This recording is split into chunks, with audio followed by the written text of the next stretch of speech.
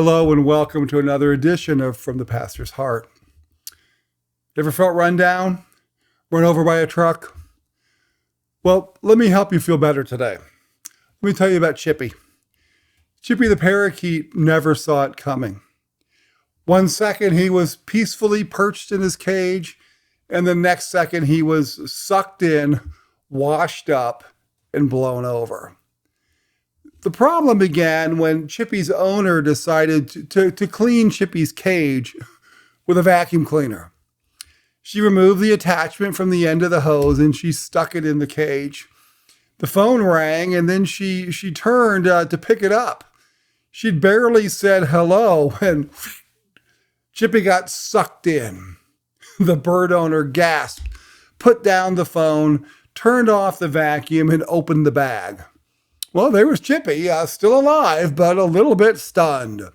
Well, since the bird was covered with dust and soot, she grabbed him and she raced to the bathroom and she turned on the faucet. And she held Chippy under the running water. And then realizing that Chippy was soaked and shivering, she did what any compassionate bird owner would do. She reached for the hairdryer and she blasted the poor pet with hot air. Yeah, Chippy never knew what hit him. A few days after the trauma, the reporter who'd initially written about the event contacted Chippy's owner and just to see how the bird was recovering. Well, she replied, Chippy doesn't sing much anymore. He just kind of sits there and stares. Now it's hard not to see why. It's hard not to see why. Sucked in, washed up, and blown over. I mean, that folks, that's enough to steal the song from the stoutest heart. And my question for you today is this. Can you relate to Chippy? I mean, most of us can. I mean, 1 minute we're seated in familiar territory. We got a song in our heart. And then all of a sudden the pink slip comes. The rejection letter arrives. The doctor calls. The divorce papers are delivered. The check bounces and the ice and snow have taken down all the power lines or something horrible has happened. And we're sucked into a black cavern of doubts, doused with cold water of reality and stung with the hot air of empty promises. And somehow we lose our song. Well, now, if I have just described your last week or your last 2 days, there is a day in the life of Jesus that you need to hear about, and I want to talk about that today. You see, aside from the crucifixion, it is the most stressful day in the life of Jesus. It's a roaring sequence of bad news, demanding crowds, and doubting friends.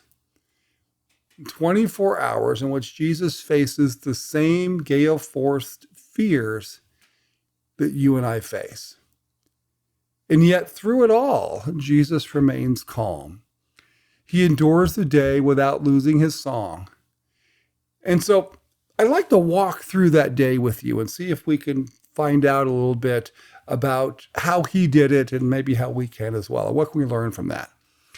And so we have Jesus' second most stressful day ever. Now we find the account that we find, I'm going to relate back to, is found in Mark chapter 6.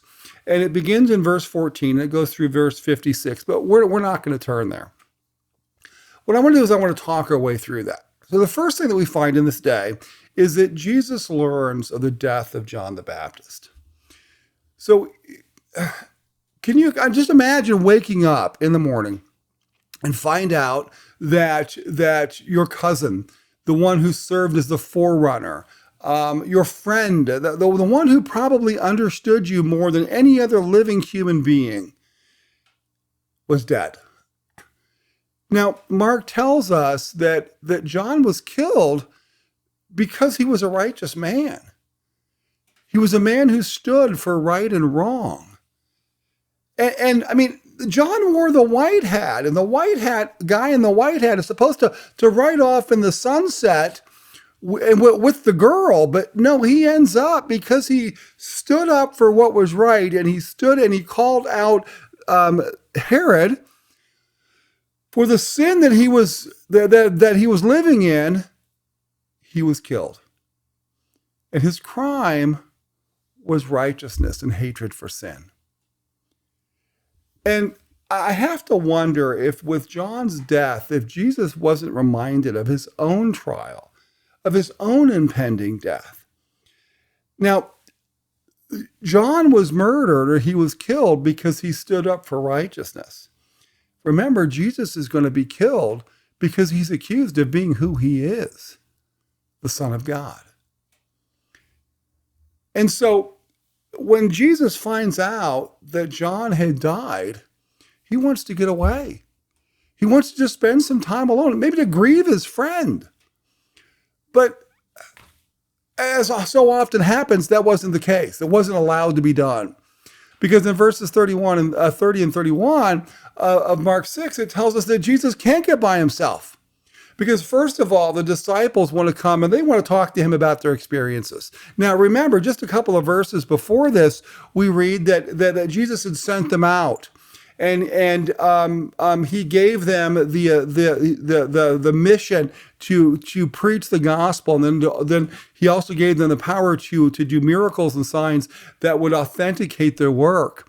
And so these people, so they're coming back and they're stoked. They're super excited. They want to tell Jesus what had been going on over these last couple of days. I mean, it says that they drove out many demons and they anointed many sick people with oil and they healed them. And so I just want you to imagine, if you will, the excitement that's going on and the scene that's happening at this time. I mean, here you have these 12 friends coming back together and they're reuniting with Jesus and who had given them this mission, and they have incredible testimonies. And so you got, I don't know, maybe Peter describing about how some lame man had been healed, or one of the others, John, teaching about how he had taught people with authority and how they listened and how they repented.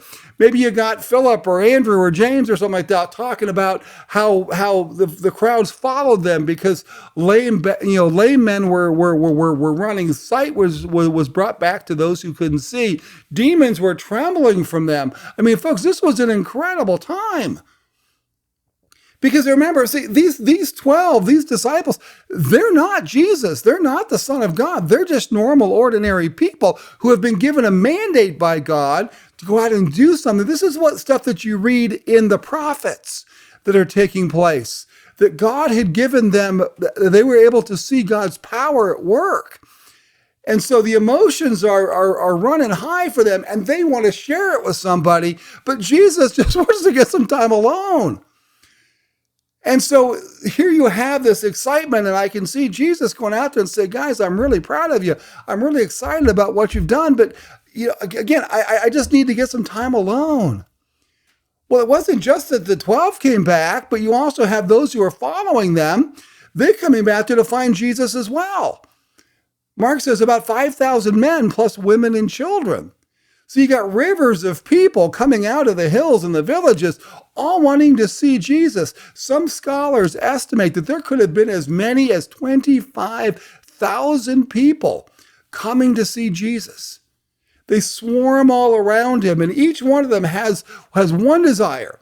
They want to meet the man who had empowered these disciples.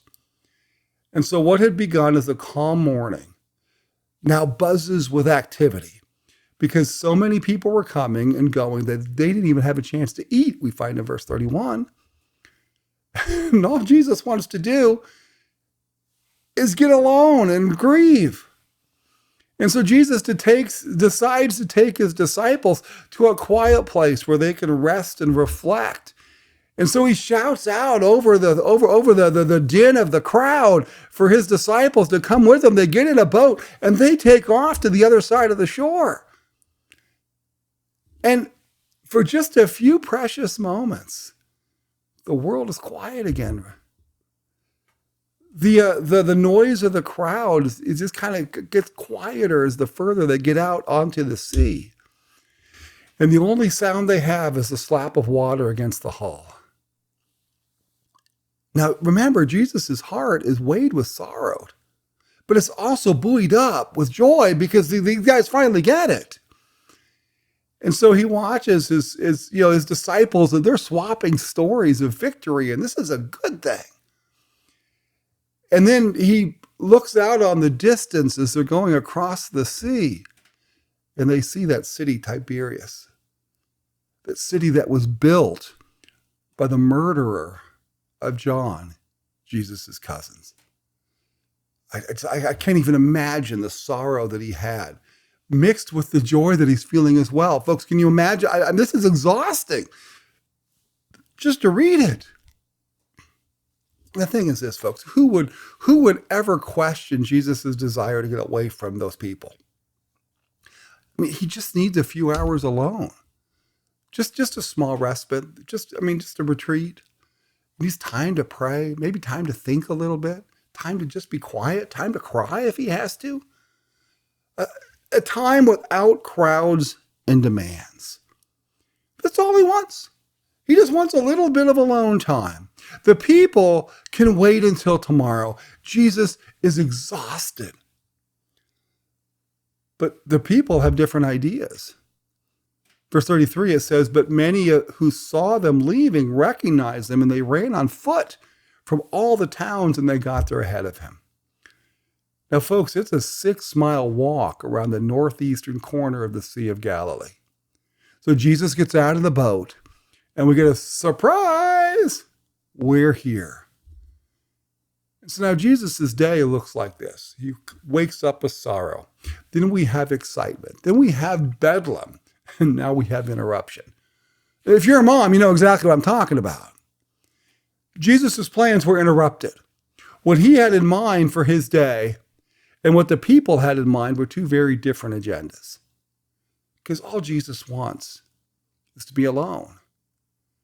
And what he wants and what they want are not the same. Sound familiar? Can you remember the last time you wanted a good night's sleep? Got maybe a colicky baby instead. Maybe you decided to go into the office to catch up, and then you just got further and further behind because there was more that needed to be done. People needed your time. Remember when you just maybe you want to use your Saturday for leisure to sit down and watch a baseball game or a football game, but you end up fixing some neighbor's sink?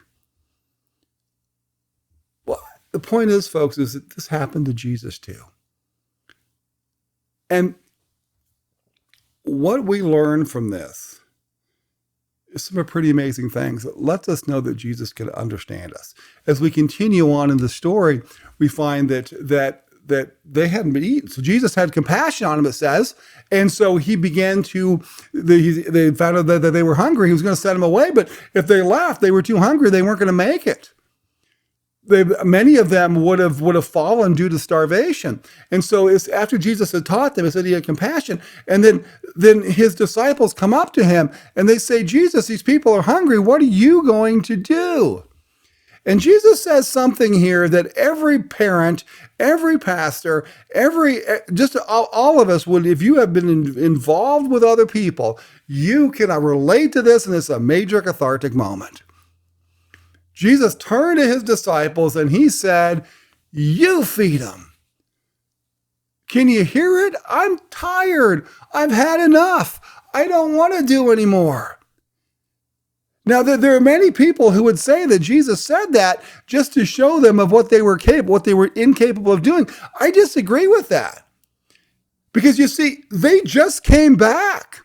God was using them to heal the sick, to cast out demons. They were preaching with power. They had what they needed. When Jesus said, you take care of it, I believe that Jesus actually meant that. Guys, I'm tired. I want some alone time. I need to get away. You guys take care of it for once.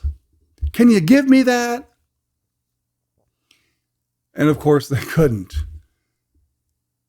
And I can just see the sigh in Jesus's, as he gets up and he says, okay, what do we have? We have some fish. We have some loaves. He blessed it. He sent it out. Of course, we know the rest. They were all eaten until they were full, and then they came back with a bunch of baskets afterwards. What a day. Everybody wanting a part of you, running the emotional gambit. what does this teach us? And folks, I really want you to get this today. I want you to understand that Jesus understands. So the next time your world goes from calm to chaos, understand that Jesus' pulse is raced. His pulse is raced. His eyes have been tired. He has been frustrated. His heart has grown heavy. He's had to climb out of bed with a sore throat. He's been kept awake late at night and he's gotten up early. Jesus knows how you feel. Now, you may have trouble believing that. I mean, so often we believe that Jesus knows, what it means to endure the heavy tragedies of life. And, we're no doubt convinced that Jesus is acquainted with sorrow and he's wrestled with fear. I mean, most people accept that. But can God really relate to the hassles and the headaches of my everyday life? Yes. I think that's the reason why portions of this day are recorded in all four gospel accounts. Only one other 24-hour period of time is recorded by all four gospels. And that is, of course, the crucifixion. Portions of this day is recorded by Matthew, Mark, Luke, and John. And I believe the reason for that is because God wants us to know that Jesus understands. Because you see, the thing that makes it so important for us is the Bible tells us that Jesus is interceding for us. He is our high priest. He is interceding for us. And that when we are going through a difficult time, that we are able to, that Jesus is able to turn to his Father and say, Dad, I understand it. We should listen to how J.B. Phillips translates Hebrews chapter 4, verse 15. He says, for we have no superhuman high priest to whom our weaknesses are unintelligible. He himself is shared fully in all of our experiences and temptation, except that he never sinned. So the writer of Hebrews is adamant, almost to the point of redundancy. It's as if he anticipates our objections. It's almost as though he knows that we're going to say to God that you just don't understand it. You don't get it. God, it's easier for you up there in heaven, but it's tough for us down here on this planet. You know how hard it is. And so he boldly proclaims Jesus' ability to understand. Folks, I think that is so incredible. Just listen to it. Jesus did it. He didn't send somebody else down. He did it himself. He shared fully in the things that we go through. Not partially, not just on a certain day. He understood all of it. In all of our experience. Every hurt, every ache, all the stresses and all the strains. No exceptions. No substitutes. Why is that? So that he could sympathize with our weaknesses. You see, folks, a politician puts on a hard hat and enters into a factory like he's one of the workers. A social worker might go into the inner city and spend the night on the streets with the homeless. Perhaps a general walks into the mess hall and he sits down with the soldiers, just like he's one of the enlisted men. Now, all three of these people want to communicate the same message. That I identify with you, that I understand, that I can relate to you. But there's one problem, however. You see, the factory workers know that the hard hat's going to come off the moment that the camera's shut off. The homeless people know that the social worker will be sleeping in a warm bed the next night. And the soldiers know that the general has his officers' mess waiting for him. They appreciate the actions, but they understand that no, you really can't understand what we're going through. Try as they might, these well-meaning professionals don't really understand. Their participation is partial. But Jesus' participation, however, is complete. The writer of Hebrews states with double clarity that Jesus shared fully in our experience. I want to end this with a story. It's a story from Paul Harvey, but I think it speaks to us today. It's February 15th, 1921. It's in New York City. The place is the operating room of Kane Summit Hospital. A doctor is performing an appendectomy. In many ways, The events leading to the surgery, they're uneventful. The patient has complained of severe abdominal pain. The diagnosis is clear: an inflamed appendix. So Dr. Evan O'Neill Kane is performing the surgery. Now, in his distinguished 37-year medical career, he has performed nearly 4,000 appendectomies. So this surgery should be uneventful in all ways except for two.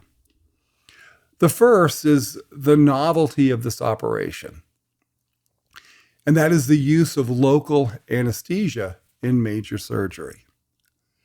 Dr. Kane is a crusader against the hazards of general anesthesia.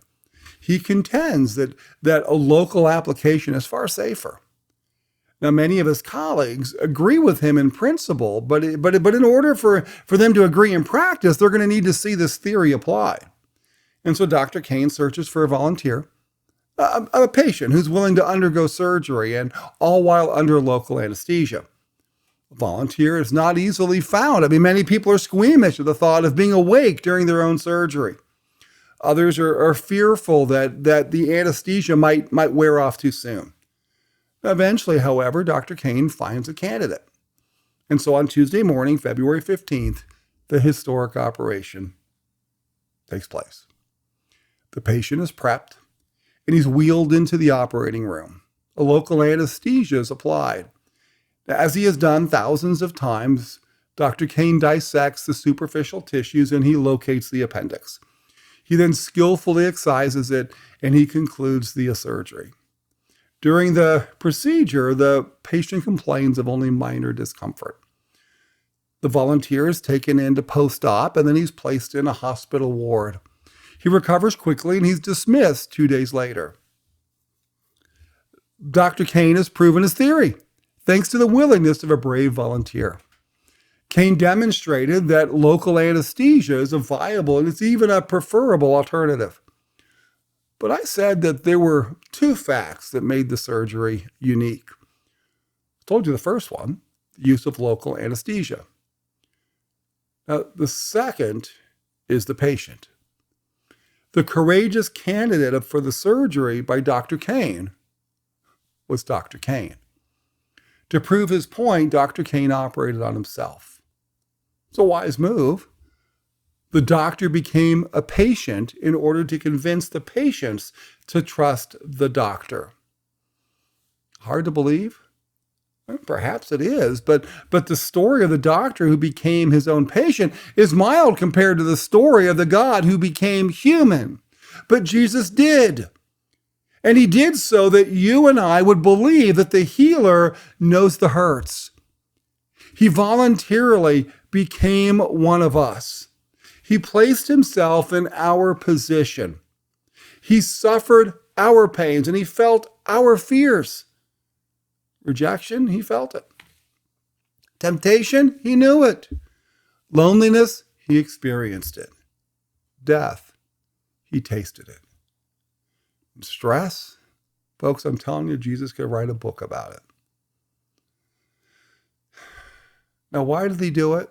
Well, there's many reasons why he did it, but one reason is so that when you and I hurt, we'll go to him, our Father and our doctor, and we'll let him heal. Because you see, when Jesus said that I came that you may have life and have that life to the full, I believe he meant it. And the God of the Bible is the only God that has ever been told to humanity. And that's why I know that humans could not make this up, because they would never go to this place. The God of the Bible came down to us. And so when Jesus came to earth, God gained something that he didn't have before. And this seems kind of strange, almost heretical to say. But God knew everything there was to know about us. He created us. But there's one thing he didn't know, and he didn't know about it experientially. And that is what Jesus gave him. See, Jesus came down to earth. He was frustrated. He was angry. He was tired. He was hungry. He experienced all of the emotions, all the things that we went through and that we go through on a daily basis. And so when he is sitting there at the right hand of the Father, interceding for us, he can say, Dad, I know what they're going through. I experienced it myself. Can you give them a break?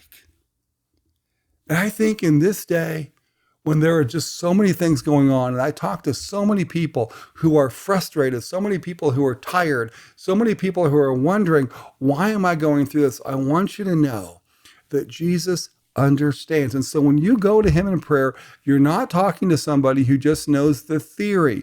You're talking and you're praying to somebody who understands what you're going through. So I pray that you're blessed by these words. I thank you for making it to the end.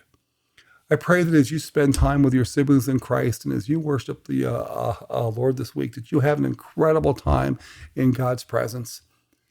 I look forward to seeing you again in a future video. God bless you all.